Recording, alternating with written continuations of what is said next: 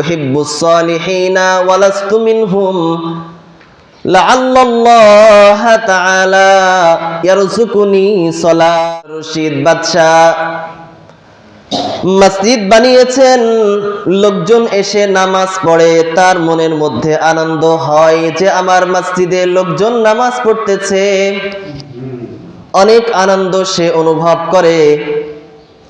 হঠাৎ করে একদিন সে ঘুমিয়ে আছে, স্বপ্নের মধ্যে কিছু ফেরেশতা এসে কয়, হারুন তুমি না মসজিদ বানিয়েছো? কয় হ্যাঁ মসজিদ বানিয়েছি। কই চলো না, তোমার জন্য আল্লাহ তাআলা জান্নাতে একটা ঘর বানিয়েছেন, সেই ঘরটা দেখে আসবা। সুবহানাল্লাহ। স্বপ্নের মধ্যে বাদশা হারুন আর রশিদ ফেরেশতাদের সাথে চললেন। ফেরেশতাদের সাথে যাইতে যাইতে জান্নাতের মধ্যে যা দেখতেছে একটা ঘর, একটা সুন্দর জাঁকজমকপূর্ণ একটা ঘর। ওখানে লেখা আছে এটা হারুন আর রশিদের মসজিদ বানানোর পুরস্কার। সুবহানাল্লাহ। হারুন আর রশিদ ঘরের মধ্যে ঢুকলেন, জান্নাতের মধ্যে তার বানানো ঘরটা সে সুন্দর করে অবলোকন করলেন। এত সুন্দর ঘর সে দুনিয়াতে দেখে নাই, জান্নাতের মধ্যে দেখলেন। জান্নাতের মধ্যে দেখা সে যখন জান্নাত থেকে বের হইতেছে, হঠাৎ করে দেখতেছে তার ঘর বরাবর সামনে আরেকটা ওই রকম বিল্ডিং দেখা যায়। ওই রকম হারুন আর রশিদের যেরকম ঘর আল্লাহ তাআলা দিয়েছেন, ওই রকম ঘর ওই পাশে আরেকটা। হারুন আর রশিদ ভাবতেছে যে আল্লাহ তাআলা মনে হয় খুশি হয়ে আমাকে দুইটা দিয়েছেন। হারুন আর রশিদ আস্তে আস্তে করে ওই ঘরের কাছে গেলেন। যাওয়ার পরে প্রহরীরা যারা ছিল তারা বলতেছে, এই হারুন এটা তোমার নয়, এটা তোমার নয়। কই তাইলে কার এটা? আমার ঘরের মতো অবিকল একই রকম। কয় একই রকম হওয়ার কারণ হলো দুইজন তোমরা এক মসজিদ বানিয়েছো, তার কারণে তোমাদের দুইজনের একই রকম দুইটা ঘর। সুবহানাল্লাহ। হারুন আর রশিদ কয় আমি তো আমার টাকায় ঘর বানিয়েছি, মসজিদ বানিয়েছি, এখানে কোনো ব্যক্তির টাকা আমি নেই নাই, তাইলে এখানে টাকা দিল কে আর আমার মতো ঘর পাইল কে? ফেরেশতারা কয় এই হারুন আর রশিদ লেখা আছে দেখো ঘরের সাথে, ঘরের সাথে লেখা আছে এই ঘরটা আহমদ বিন মুসার। কার ঘর? আহমদ বিন মুসা। স্বপ্নে ভেঙে গেছে। স্বপ্ন ভাঙার পরে তিনি খুশিও হয়েছে আবার বেজারও হয়েছে। খুশিও হয়েছে আবার কি হয়েছে, যে আমি এত টাকা দিয়ে মসজিদ বানাইলাম আর কে আমার মতো আরেকটা ঘর পেয়ে গেল। তার কি আফসোসও হয়, আবার মনের মধ্যে আনন্দও হয় যে না অন্য একজনও পেয়েছে। তো নিজের জান্নাত নিজে কি করছে সে দেখে আসছে, নিজের জান্নাত কি করছে সে দেখে আসছে। দেখেন শুধুমাত্র হারুন আর রশিদ নয়, ইতিহাসে অনেক বুজুর্গ ব্যক্তি যারা নিজেদের জান্নাত নিজেরা দেখেছেন। শুধুমাত্র হারুন আর রশিদ নয়, নিজেদের জান্নাত নিজেরা দেখেছে এমন অনেক ব্যক্তি আছে আল্লাহওয়ালা বুজুর্গ।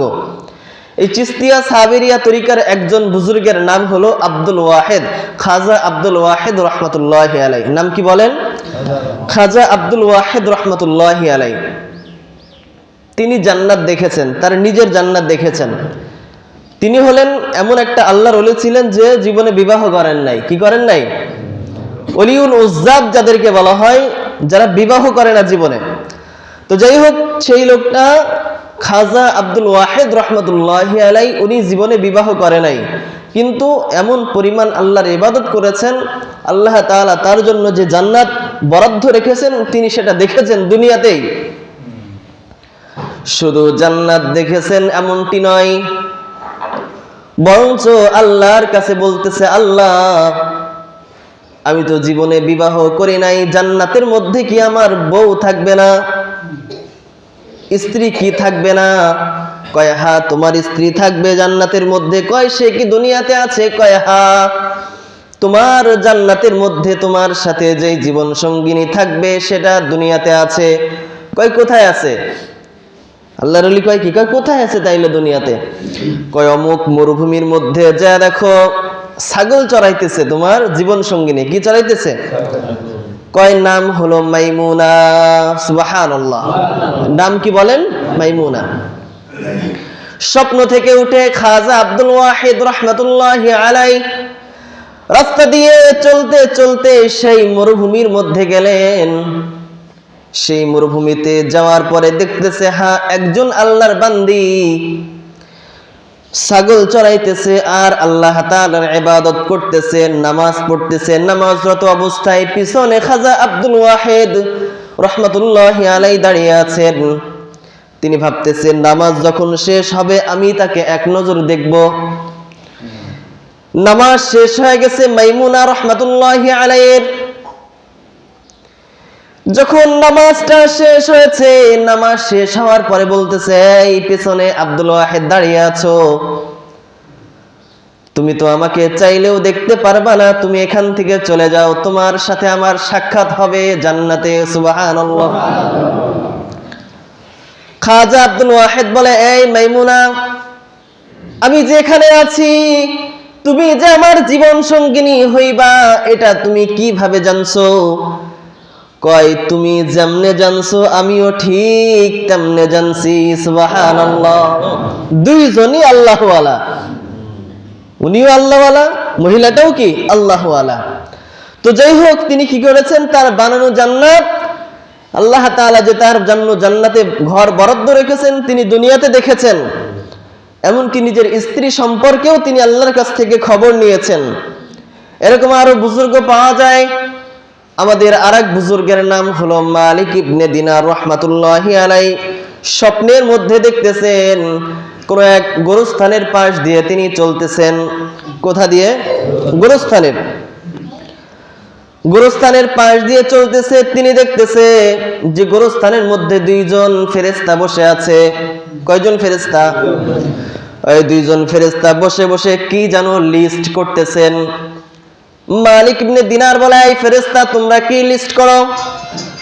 কয়, আমি লিস্ট করতেছি যে এখানে জান্নাতি কারা হবে আর জাহান্নামী কারা হবে, এটা লিস্ট করতেছি।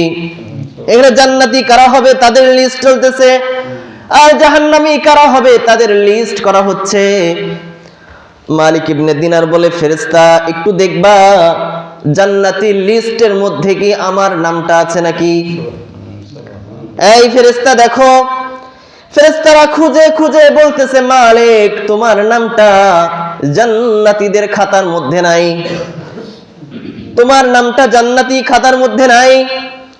মালিক ইবনে দিনারের ঘুমটা ভেঙে গেছে, সাথে সাথে বেহুশ হয়ে জমিনে পড়ে গেছেন যে আমার নামটা জান্নাতি খাতার মধ্যে নাই, তাইলে আমার জীবনটা বরবাদ হয়ে গেল।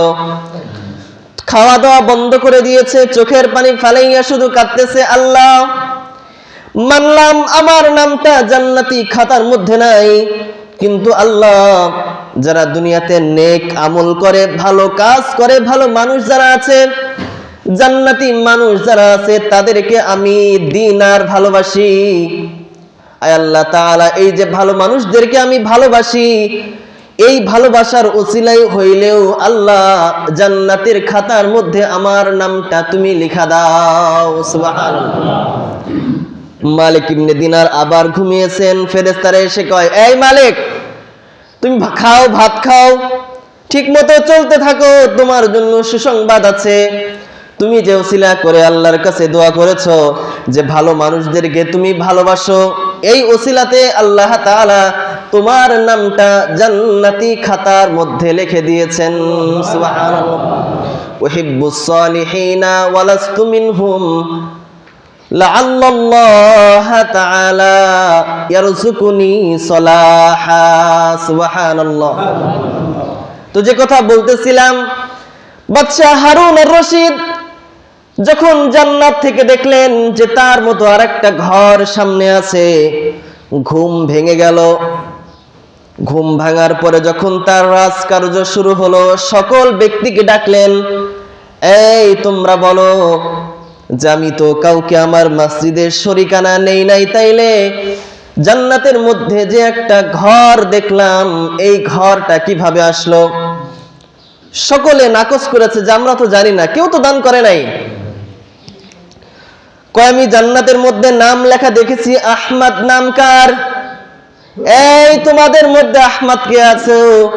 একজন যোগালি দাঁড়িয়েছে। কে দাঁড়িয়েছে? যোগালি, রাজমিস্ত্রি যোগাল থাকে না? এই যোগাল দাঁড়িয়ে কয়, বাদশা আমার নাম আহমদ। কয় বাবা তুমি এদিকে আসো। কয় আমার মসজিদে আমি তো কাউর টাকা নেই নাই, তাহলে তুমি কি এমন আমল তুমি করেছো যে আমলটা করার কারণে জান্নাতের মধ্যে আমার মসজিদ বানানোর কারণে যেমন ঘর আল্লাহ আমাকে দিয়েছেন, ঠিক তদ্রূপ ঘর আল্লাহ তাআলা তোমাকে দিয়েছেন, কারণটা কি বলো? আহমদ বলে, এই বাদশা আমার জিন্দেগিতে এমন কোনো আমল নাই, তবে আমার সামান্যতম একটা আমল আছে। কয় কি বলো? কয় বাদশা আপনি ঘোষণা দিয়েছেন আপনি মসজিদ বানাবেন, কিন্তু মসজিদে কারোর টাকা আপনি নেবেন না, তাহলে প্রকাশ্যে আপনার মসজিদে দান করার ক্ষমতা কোনো ব্যক্তির নাই। আপনি বাদশা আপনি নিষেধ করেছেন এই কাজ কেউ করতে পারবে না। কিন্তু বাদশা আমি আমার ঘর যখন খনন করি, ঘরের পাশে কূপ খনন করার সময় কূপের নিচ থেকে 3টা সাদা পাথর বের হয়েছিল। কয়টা পাথর? 3টা সাদা পাথর বের হয়েছিল। আমি তাকিয়ে দেখলাম সেই 3টা পাথরের কালার আপনি মসজিদের জন্য যেই পাথর কিনেছেন কালার একই রকম। পাথর কি একই রকম কালার? এই বাদশা আমি সেই 3টা পাথর দিনের বেলা আসি নাই, রাত্রের বেলা আসলাম, সেই পাথর আপনার কেনা পাথরের মধ্যে আমি মিশায়া দিলাম। সুবহানাল্লাহ বলেন। মিশায়া দিয়ে আমি আল্লাহর কাছে হাত তুলে বলেছি, আল্লাহ আমার একটা মসজিদ করার সামর্থ্য নাই, কিন্তু আল্লাহ এই যে হারুনের যে যত পাথর ক্রয় করেছে, আল্লাহ এই পাথরের সাথে আমি আমার 3টা পাথর মিশায়া দিলাম। আল্লাহ দুনিয়ার কোনো মানুষ না জানুক, তুমি তো জানতেছো, আমার সামর্থ্য অনুযায়ী আমি দিয়া দিলাম। আল্লাহ তাআলা কাল হাশরের ময়দানে যেন এই ওসিলায় আমি ইব্রাহিমের যোগ্য সন্তান হতে পারি। সুবহানাল্লাহ। বাদশা হারুন রশিদ তার এই বুকে জড়ায় ধরছে। কি করছে? বুকের সাথে আলিঙ্গন করছে যে তোমার সামান্য দান আল্লাহ তাআলা কবুল করেছেন। আল্লাহ তাআলা আমাকে যেমন জান্নাতে মসজিদ বানানোর কারণে ঘর দিয়েছেন, তোমার 3টা পাথর দেওয়ার কারণেও তোমাকে ঠিক তদ্রূপ ঘর দিয়েছেন। সুবহানাল্লাহ। তাহলে মসজিদে যদি আপনি সামান্য টাকাও দেন না কেন, মসজিদে যদি সামান্য কিছু আপনি দান করেন, তাহলে এই হাদিস থেকে জানা যায় আপনার জন্যও আল্লাহ তাআলা ঘর বানাবেন। সুবহানাল্লাহ। এইটা থেকে অবশ্যই বুঝে আসে সামান্যতম দান করলেও আল্লাহ তাআলা কি করেন? আপনার জন্য ঘর আল্লাহ তাআলা জান্নাতে বানাবেন। জান্নাতে কোনো কিছু অভাব আছে? কই জান্নাতের ঘরের কত দাম, কত দাম! আল্লাহ তাআলা রাসূল বলেন, সাউতুন ফিল জান্নাতি খায়রুম মিনাদ দুনিয়া ওয়া মা ফিহা। জান্নাতের মধ্যে 1 বিঘত জায়গা, কোন এক বর্ণনায় আসছে যখন লাঠি রাখা হয়, লাঠি জমিনে রাখলে লাঠির মাথায় যতটুকু জমিন স্পর্শ করে এতটুকু জায়গা কারোর নামে যদি জান্নাতে বরাদ্দ হয়, ওই জায়গার দাম तमाम পৃথিবীর মধ্যে যা কিছু আছে সব থেকে উত্তম। সুবহানাল্লাহ। তাহলে জান্নাতের মধ্যে যদি আপনার ঘর হয় তাহলে তো আপনার সম্মান অনেক। এজন্য জান্নাতের মধ্যে ঘর চান কে কে? নারায়ে তাকবীর। যারা হাত তোলে না এরা মনে হয় চায় না। আল্লাহ তাআলা মসজিদে দান করার কারণে যেন আমাদের প্রত্যেককে জান্নাতে এক একটা বাড়ি বানায়। সকলে বলেন আমিন।